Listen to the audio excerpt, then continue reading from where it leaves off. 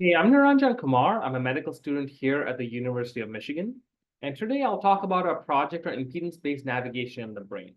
And I'd like to give a shout out to my advisor, Dr. Parag Patil, on the faculty here at U of M. So just a brief background about how I got into this project.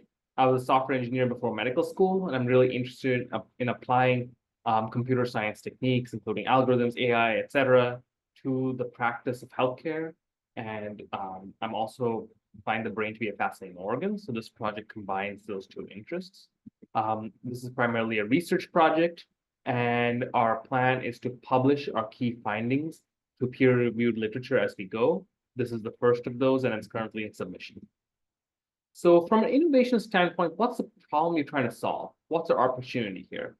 And I summarize it like this. In deep brain stimulation, electrode localization must be extremely precise, and current methods are limited to specific brain areas. So in DBS, what we do is we implant an electrode deep into somebody's brain, hence the name deep brain stimulation. And the idea is that this implanted electrode will provide electrical stimulation therapy to a specific part of the brain.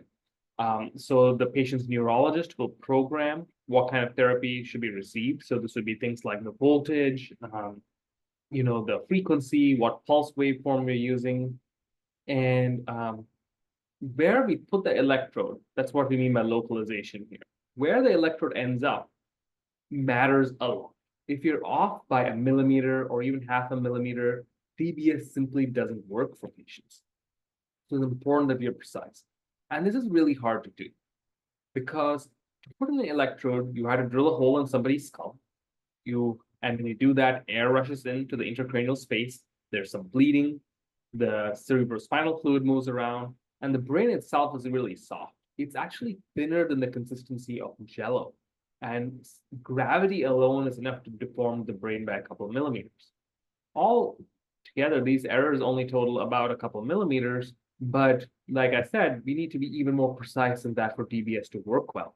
So this is a major challenge. Even though we use sophisticated methods like stereotactic frames and imaging guided placement, it's not enough for DBS.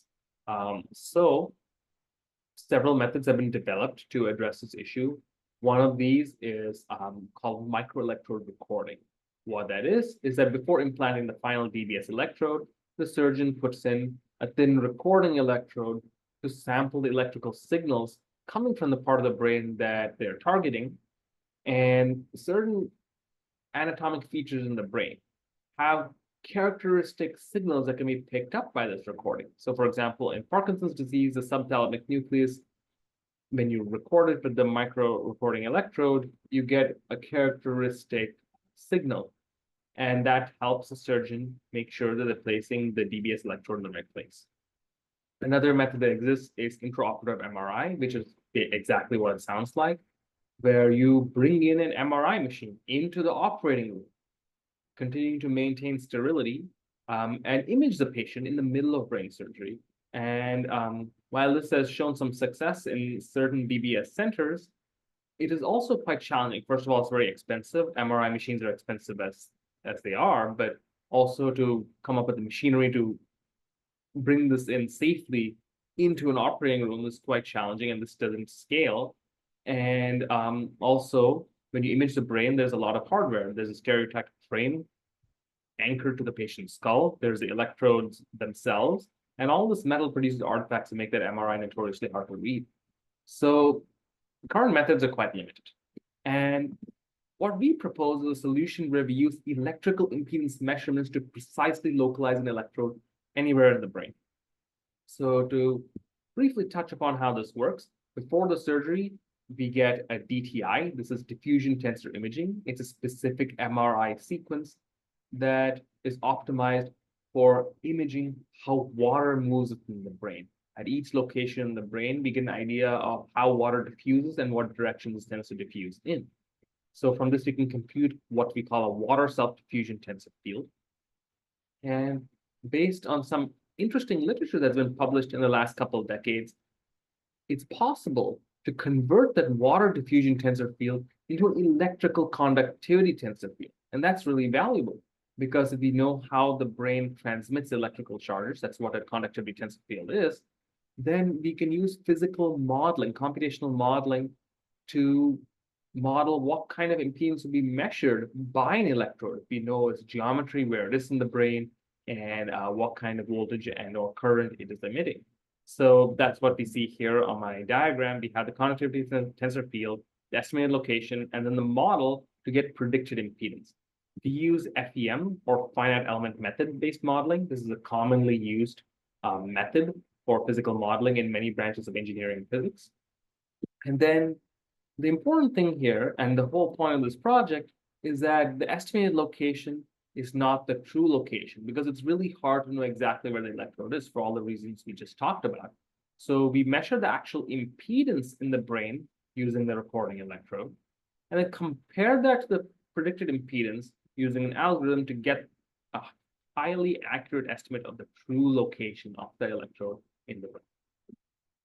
So just to summarize, we provide a method for DBS electrode localization that is sufficiently precise and generalizes to all regions of the brain. So in any innovation endeavor, it's important to consider the stakeholders and to outline how we provide value to each of them. Most importantly, we have the patient. We could potentially provide improved therapeutic efficacy from more accurate DBS electrode implantation, and also more conditions of treatable by DBS. What I mean here is that current methods, especially microelectrode recordings, only work in certain regions of the brain. I mentioned the subthalamic nucleus earlier. It also works in other areas like certain nuclei within the thalamus or the globus pallidus, but it doesn't apply to the brain in general, because not every part of the brain has a characteristic signal that can be picked up with electrode recording. But every part of the brain can have an impedance measure. So this opens up DBS to spread to other conditions, other indications which it could be used for. For example, some researchers theorize that for treating depression, the optimal target for DBS might not be any of these nuclei with a characteristic recording signal. It might be a white matter target, such as the anterior limb of the internal capsule. So this opens up many options. From the perspective of the neurosurgeon, like we just talked about, they could offer DBS as a treatment for more conditions. It also requires less specialized training, because measuring impedance is really easy and straightforward. Existing recording electrodes already have that capability, versus interpreting electrode recordings can be really challenging and requires a lot of specialized training. Whereas impedance is just an impedance, and we will provide an algorithm that will then compute the location, so the surgeon doesn't have to do it in their head in real time in the operating room. So that is really helpful. From the perspective of the device manufacturer, they may see more sales as DBS may become an option for more conditions. And no new electrode device technology is required, as existing DBS hardware is already capable of measuring impedance. From the perspective of software developers, we make use of finite element modeling. It's a rather complicated type of computational physics modeling and requires specialized software packages. So the people who develop these software packages, for example, if we used COMSOL in our research, may see more sales. From the perspective of cloud computing providers, they may see more revenue, because whole brain modeling is extremely computationally resource intensive and requires the use of cloud computing. So we also made it a point to talk to customers and talk to stakeholders and get their insights while working on this project. We talked to patients with Parkinson's disease, and one patient in particular, I was really, I found his testimony really moving, because he was an artist before he was diagnosed with Parkinson's, and he used to paint. And as the Parkinson's got worse, he was no longer able to paint. And also, it was really hard for him to walk around the house and do things he used to be able to do. Sometimes he'd feel unstable and fall down. He'd have a hard time, turning around while walking. Things were getting really hard for him. And he underwent DBS, and he was telling me how life-changing it was for him. And I was really in awe of the story, and it just reminds us of why we do what we do. And he just sort of expressed, how happy he was to participate in this research. We also talked to neurosurgeons. Dr. Patil in particular has been interested in impedance as a valuable tool in neurosurgery. He mentioned that actually neurosurgeons have been using impedance since the 1960s, but the method actually fell out of favor as newer technologies came onto the scene.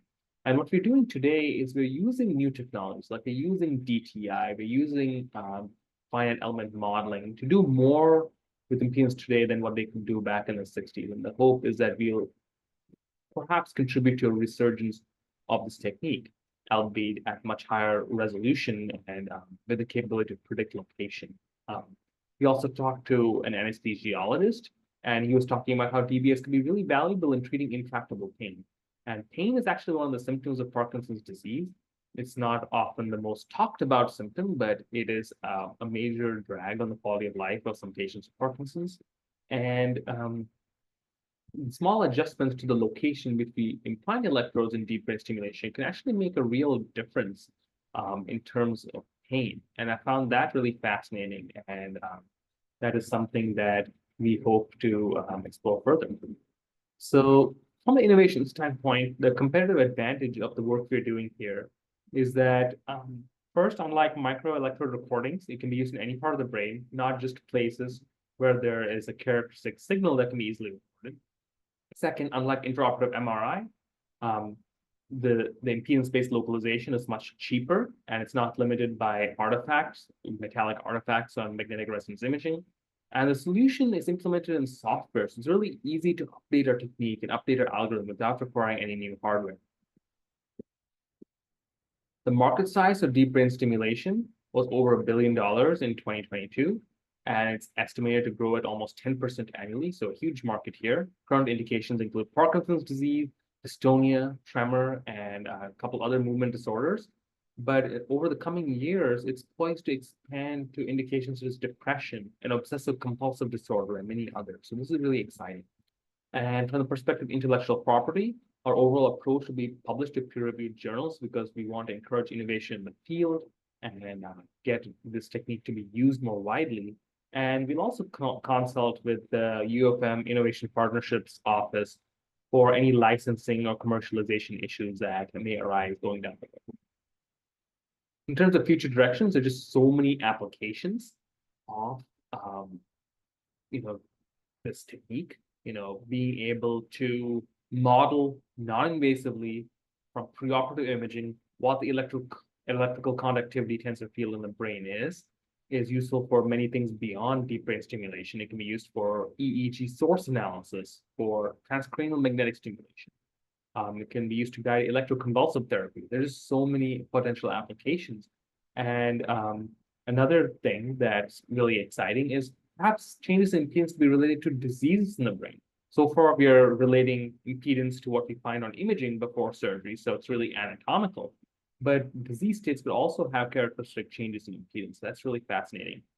And lastly, like I touched on, I think the future is really non-invasive in terms of, trying to get more and more data out of the brain regarding how the structure and function, and to do so without having to place electrodes, or if you're doing surgery and placing electrodes, as in the case of DBS, to know as much as possible before we do it to reduce morbidity and to improve efficacy of our therapies. And I think this is a major growth area in neuroscience in the future, just getting more and more knowledge about the brain in a non-invasive way that minimizes harm and side effects to patients. I thank you so much for listening. I'd like to thank everybody who worked with me on this project, especially Dr. Parag Patel, who mentored and guided me through this process. And I learned so much, and I really enjoyed working on this. So thank you all again for listening.